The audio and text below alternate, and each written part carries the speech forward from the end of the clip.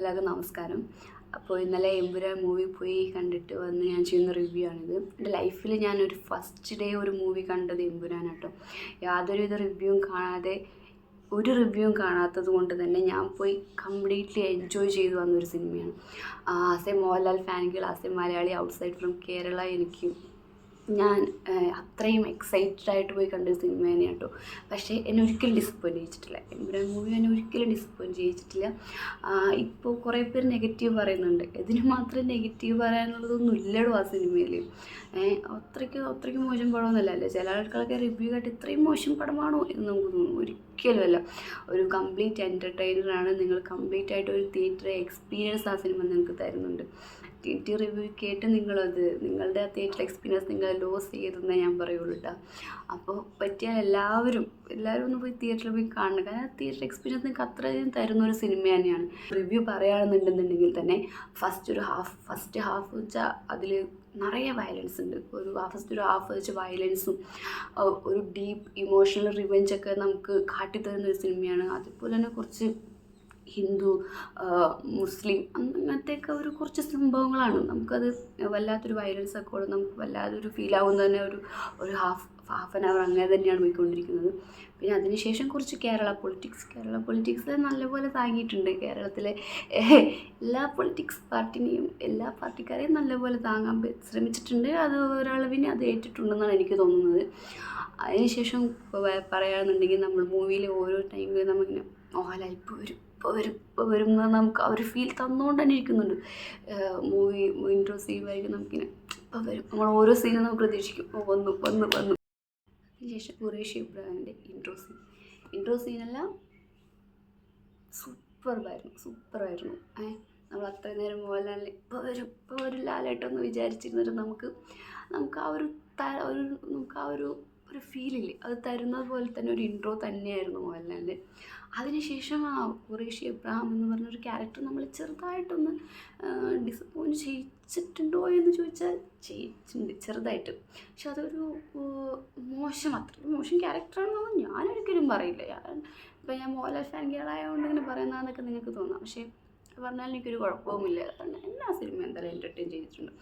അതിനുശേഷം നമ്മളെല്ലാവരും കാത്തിരുന്ന സ്റ്റീഫൻ്റെ എൻട്രി അത് ആസ് എ മോഹൻലാൽ ഫാനുകൾ ആരാ പറഞ്ഞ ഈ സിനിമയ്ക്ക് വാവ് ഫാക്ടർ ഇല്ലാന്ന്. നമ്മൾ കുറച്ച് നാളുകളായിട്ട് നമ്മൾ കാത്തിരുന്ന നമ്മുടെ ലാലേട്ടൻ അത് ഇങ്ങനെ വന്ന ഒരു ഫീൽ തന്നെയായിരുന്നു കേട്ടോ. അത് ശരിക്കും നമുക്ക് തിയേറ്ററിലിരുന്നത് എന്താ പറയുക, എൻ്റെ ഹാർട്ട് ബീറ്റൊക്കെ ഇങ്ങനെ ആ ഒരു സമയത്ത് ആ സിനിമ കണ്ടിട്ട് അത്ര നേരം ഇരുന്നിട്ടും ഖുറേഷി ഇബ്രാഹിമിൻ്റെ ഇൻട്രോയ്ക്ക് തരാൻ പറ്റാത്ത എന്തോ ഒന്ന് സ്റ്റീഫൻ. കാരണം അത് മോഹൻലാലിന് വേണ്ടി എഴുതിയ ക്യാരക്ടറാണ്.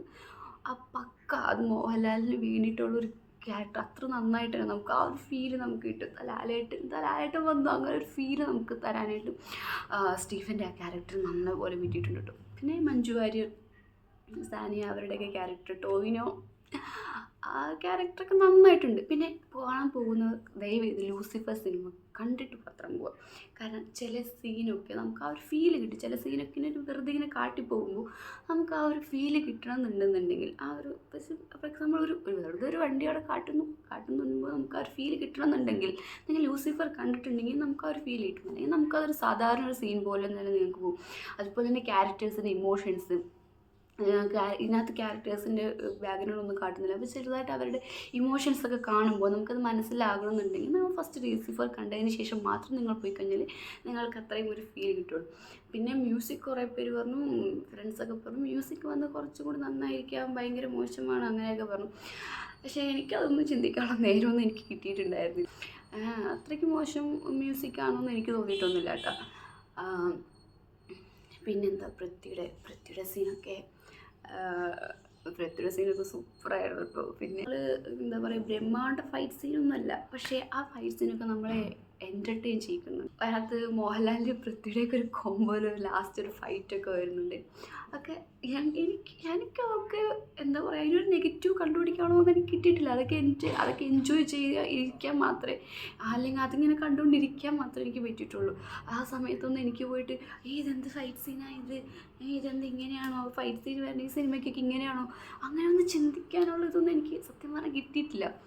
അത്ര നന്നായിട്ടുണ്ട്. സത്യം സത്യം പറയാൻ നിങ്ങൾ ദയവ് ചെയ്ത് നിങ്ങൾ ഈ നെഗറ്റീവ് റിവ്യൂസുകൾ കാണാതെ നിങ്ങൾ അത് തിയേറ്ററിൽ പോയി കാണാം. കാരണം നിങ്ങൾ അത്രയധികം എൻജോയ് ചെയ്യും. ഇതിൽ ഞാനിപ്പോൾ റിവ്യൂ പറയുകയാണെന്നുണ്ടെങ്കിൽ നമുക്ക് വന്നിട്ട് നമുക്ക് തന്നെ ഒരു ഡൗട്ടാവും. നമ്മൾ വന്നിരിക്കുന്നത് മലയാള സിനിമ കാണാൻ തന്നെയുടെ അങ്ങനെ ഒരു ഫീല് നമുക്ക് വരും. ഒരു ഹോളിവുഡ് ബോളിവുഡ് ഒരു മിക്സ്ഡ് ആയിട്ടൊരു സിനിമ കണ്ടൊരു ഫീൽ നമുക്ക് തരുന്നുണ്ട്. അതുപോലെ തന്നെ പൊളിറ്റിക്സാണ് സിനിമയെന്നെങ്കിൽ ചീപ്പ് പൊളിറ്റിക്സ് ഇവിടെ യൂസ് ചെയ്തിട്ടില്ല. വല്ലാതെ ചീപ്പായിട്ടുള്ള. പിന്നെ സുരാജിൻ്റെ ഒക്കെ സീനൊക്കെ സുരാജൊക്കെ നന്നായിട്ട് തന്നെ ഉണ്ടായിരുന്നു കേട്ടോ. ഓരോ ക്യാരക്ടേഴ്സും പൃഥ്വിയുടെ ഡയറക്ഷൻ പക്ക. ഓരോ ക്യാരക്ടേഴ്സിനും നമുക്ക് അവരുടെ അഭിനയം കാണുമ്പോൾ നമുക്കൊക്കെ തോന്നിപ്പോവും. ഓരോ ക്യാരക്ടേഴ്സിൻ്റെയും ഓരോ ക്യാരക്ടേഴ്സും അത്ര സൂപ്പറായിട്ടുണ്ടായിരുന്നു. ഓരോ ക്യാരക്ടേഴ്സിൻ്റെ മൂവ്മെൻറ്റ്, അവരുടെ ഇമോഷൻസ്, അതൊക്കെ നല്ല പോലെ തന്നെ ഈ സിനിമയിലുണ്ട് കേട്ടോ. അപ്പോൾ നിങ്ങൾ മറ്റുള്ളവർ പറയുന്നത് കേട്ടിരിക്കാണ്ട് വേഗം പോയി സിനിമ കാണാം. ആ തിയേറ്റർ എക്സ്പീരിയൻസ് നിങ്ങൾ ഇത് ഇതെൻ്റെ പേഴ്സണലായിട്ടുള്ള അഭിപ്രായം മാത്രമാണ്. എനിക്ക് മൂവിയെക്കുറിച്ച് ഡീപ്പായിട്ടൊന്നും പറയാനൊന്നും അറിയാത്ത ഒരാൾ തന്നെയാണ്. ഇതെൻ്റെ പേഴ്സണലായിട്ടുള്ള അഭിപ്രായമാണ്. പ്രേക്ഷകൻ എന്ന രീതിയിൽ നിറയെ നെഗറ്റീവ്സ് അവിടെ ഇവിടെ കണ്ടതുകൊണ്ട് മാത്രം ഞാൻ തരുന്ന ഒരു റിവ്യൂ ആണ്. പിന്നെ നിങ്ങൾ റിവ്യൂ പറയുന്ന ആൾക്കാർ ദയവേത് സിനിമ കഥ പറയരുത്. അത് റിക്വസ്റ്റാണ്. നിങ്ങൾ ഈ കഥ പറഞ്ഞ് പോയി കഴിഞ്ഞാൽ നമ്മൾ കാശും മുടക്കി ഫസ്റ്റ് ഡേ ടിക്കറ്റ് ഇട്ടാണ് സെക്കൻഡ് ഡേയും തേർഡ് ഡേയും പോകുന്നത്. നിങ്ങൾ ഈ പറഞ്ഞ കഥ കാണാനല്ല നമ്മളവിടെ പോകുന്നത്. അപ്പോൾ നിങ്ങൾ റിവ്യൂ പറയുമ്പോൾ ദയവ് ചെയ്ത് സിനിമയുടെ കഥ മൊത്തം പറയാണ്ടിരിക്കുക.